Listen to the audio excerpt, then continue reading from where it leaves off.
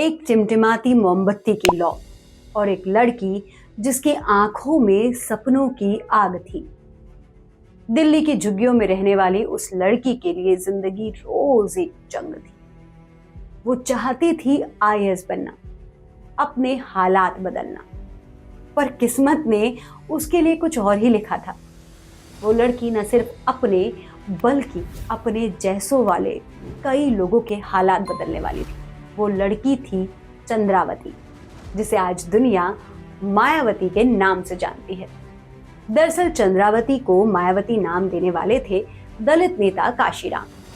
काशीराम ने पहली बार कहा था, तुम अब चंद्रावती नहीं मायावती हो, जो मायने रखेगी हर दलित के लिए। ये केवल एक नाम नहीं था, बल्कि इस नाम के साथ एक आंदोलन भी जन्मा। चंद्रावती से मायावती तक की कहानी।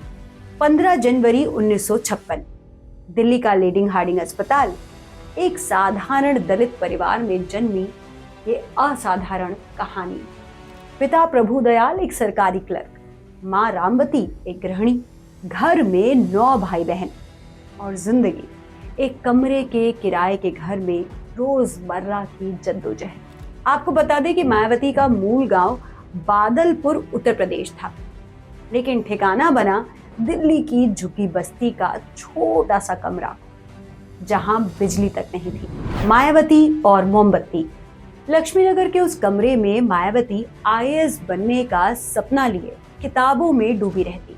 मोमबत्ती की टिमटिमाती लौ में जब बाकी दुनिया सो रही होती, तब वो सोचती, अगर मैं अफसर बनी तो न जाने कितनों की जिंदगी बदल दूंगी।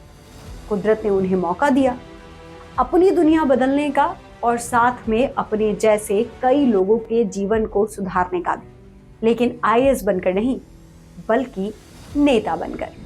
बामसेफ की सभा, काशीराम का भाषण। चलिए अब सुनते हैं वो घटनाक्रम जिसके बाद चंद्रावती मायावती बन गई। एक दिन मायावती पहुंची बामसेफ की सभा में। वहां काशीराम गांधी जी की तारीफ कर रहे थे। तभी भीड़ में से एक तीखी आवाज गूंजी और वो चिल्लाई, गांधी बहुत बड़ा फ्रॉड था। काशीराम चौंके और काशीराम के साथ साथ वहां मौजूद कई लोग चौंके। लेकिन फिर कुछ ऐसा हुआ जो किसी ने नहीं सोचा था। काशीराम ने उस लड़की को स्टेज पर बुलाया और कहा, जो भी कहना चाहती हो मंच पर आकर अच्छे से अपनी बात कहो। चंद्रावती की बातें सुन काशीराम ने कहा, तुम्हारे अंदर आग है, एक दिन अफसर तुम्हारे आदेश पर खड़े होंगे। उस दिन काशीराम को एक नेता मिली और मायावती को अपना राजनीतिक गुरु। बीएसपी का झंडा और 1984 का माहौल। 1984 बहुजन समाज पार्टी का जन्म हुआ और मायावती बनी उसका चेहरा। 1985 में उन्होंने बिजनौर उपचुनाव लड़ा। सामने थे मीरा कुमार और रामविलास पासवान जैसे बड़े दिग्गज।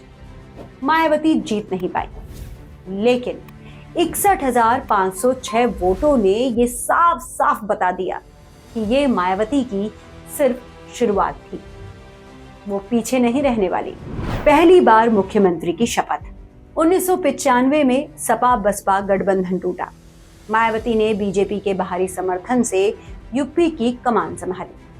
वो भारत की पहली दलित महिला मुख्यमंत्री बनी। कुछ ने उभरते हुए नेता को देखा तो वहीं आलोचक बोले, दलित लड़की मुख्यमंत्री ज्यादा दिन नहीं टिकेगी। लेकिन मायावती ने उन सभी को गलत साबित कर दिया। गेस्ट हाउस कांड। 2 जून 1995, लखनऊ गेस्ट हाउस। मायावती अकेली थी और बाहर शोर था। सपा कार्यकर्ताओं का, जिन्होंने गेस्ट हाउस घेर लिया था।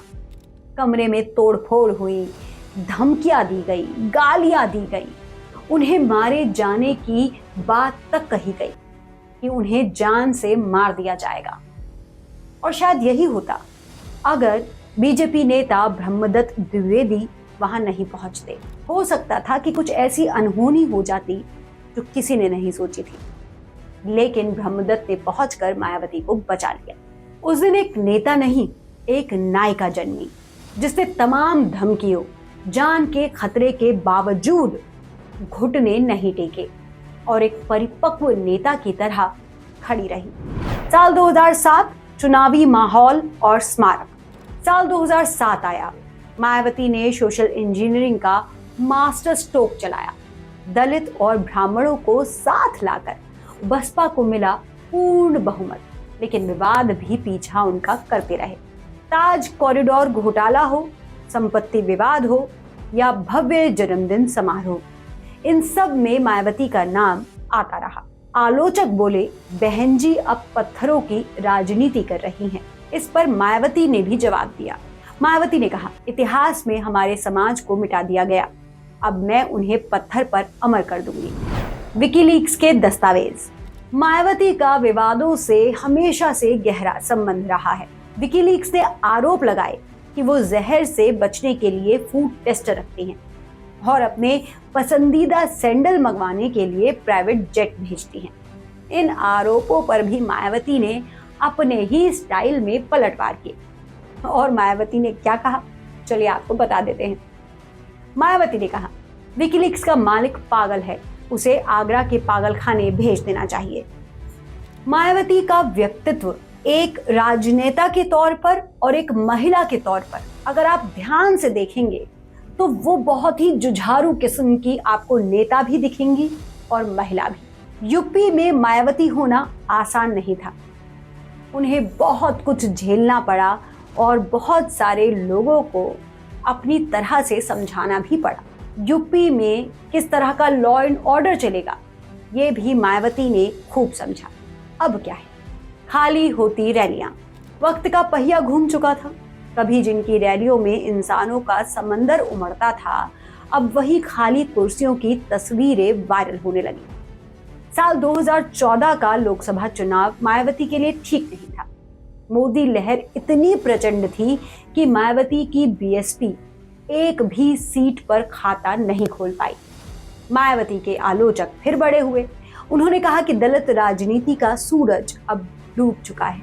गेस्ट हाउस कांड को भूलकर बीएसपी और एसपी के बीच सभी विवादों और खटास को पीछे छोड़ते हुए बुआ बबुआ की जोड़ी ने चुनावी मैदान में हलचल मचा दी। कई उपचुनावों में जीत मिली और ऐसा लगा कि बसपा ने फिर से अपनी खोई ताकत पाली है। राजनीतिक पंडितों ने कहा, बहन जी की राजनीति में अभी जान बाकी है, लेकिन ये गठबंधन ज्यादा लंबा नहीं चला। बीएसपी और एसपी की राहें जुदा हो गई। मायावती ने आरोप लगाया कि गठबंधन में उन्हें नुकसान हुआ और पार्टी का वोट बैंक खिसकने लगा।